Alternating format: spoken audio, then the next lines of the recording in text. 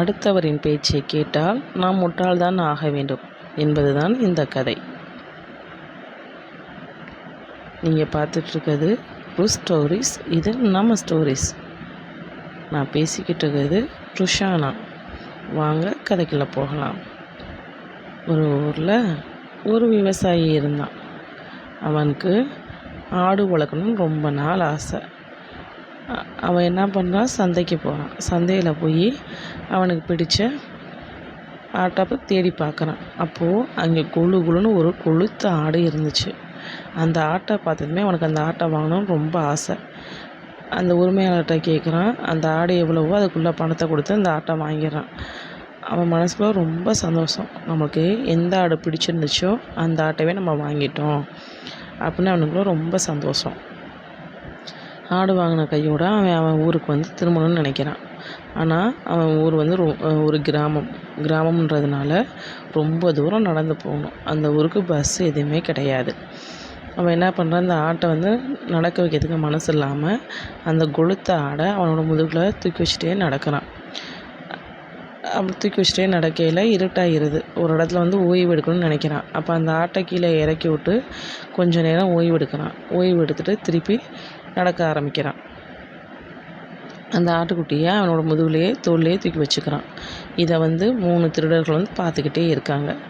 ஆஹா, சரியான கொளுத்த ஆடாக இருக்கே, இந்த ஆடை நம்ம எப்படியாச்சும் வேண்டிருந்து வாங்கிடணும், சரியான ஆடாக இருக்கே அப்படின்னு நினைக்கிறாங்க. 3 பேரும் சேர்ந்து திட்டம் போடுறாங்க. அப்போது 3 பேரும் சேர்ந்து திட்டம் போட்டதுக்கு ஏசவா ஃபஸ்ட்டு ஒரு முதல்ல இருந்த அந்த திருடன் வந்து ஒரு இடத்துல நிற்கிறான். இவர் வந்து என்ன பண்ணுறாரு, ஒரு இடத்துல திருப்பி மீண்டும் ஓய்வு எடுக்கிறாரு. ஓய்வு எடுத்துகிட்டு திருப்பி நடக்க ஆரம்பிக்கிறாரு. அப்படி நடக்க ஆரம்பித்ததுக்கப்புறம் ஃபஸ்ட்டு இருந்த திருடன் வரான். வந்தவன், ஐயா சந்தையில் என்ன கழுதையா வாங்கிட்டு வரீங்க அப்படின்னு கேட்குறான். அப்படி கேட்டதுமே அந்த விவசாயிக்கு சரியான கோபம் வந்துடுது.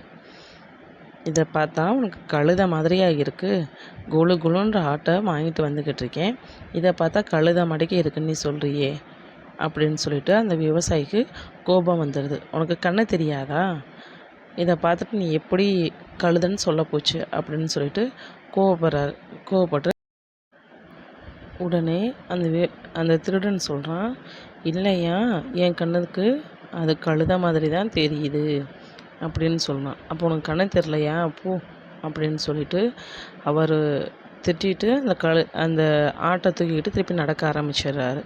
அப்படி நடந்து போய்கிட்டு இருக்கையில் 2வது திருடன் வந்து வரான். வந்து, ஐயா என்ன தெருநாயை தூக்கிட்டு வரீங்க அப்படின்னு சொல்லி கேட்குறான். கேட்டதுமே இவருக்கு பயங்கரமான கோபம். என்ன, இதை பார்த்தா உனக்கு திருநாய் மாதிரியே இருக்குது அப்படின்னு சொல்லி கேட்குறான். கேட்டதுமே அதுக்கு அந்த திருடன் சொல்கிறான், ஆமாய்யா நீங்கள் தூக்கிட்டு வந்திருக்கிறது திருநாய் தான் அப்படின்னு சொல்கிறான். இது நல்லா கொளுத்த ஆடு, நீ என்ன திருநாயின்னு சொல்கிற அப்படின்னு சொல்கிறான். உடனே யாரும் உங்களை நல்லா ஏமாற்றிட்டாங்க, இது வந்து ஆடு கிடையாது, இது வந்து நாய் தான், என்னோடய கண்ணுக்கு நாயாக தான் தெரியுது, நீங்கள் என்ன ஆடுன்னு சொல்கிறீங்க, உங்களை நல்லா யாரோ ஏமாற்றிட்டாங்க அப்படின்னு சொல்லி அவன் சொல்கிறான். சொன்னதுமே அவனுக்கு விவசாயி கோவம் வந்துருச்சு. ஆட்டை பார்த்து நீ என்ன எப்படியா சொல்கிற அப்படின்னு சொல்லிட்டு திருப்பி போய் கண்ணு திறனா அங்கே போ அப்படின்னு சொல்லிட்டு அந்த ஆட்டை பிடிச்சிட்டு நடக்க ஆரம்பிச்சிடுறாரு. அடுத்து 3வது திருடன் வரான்.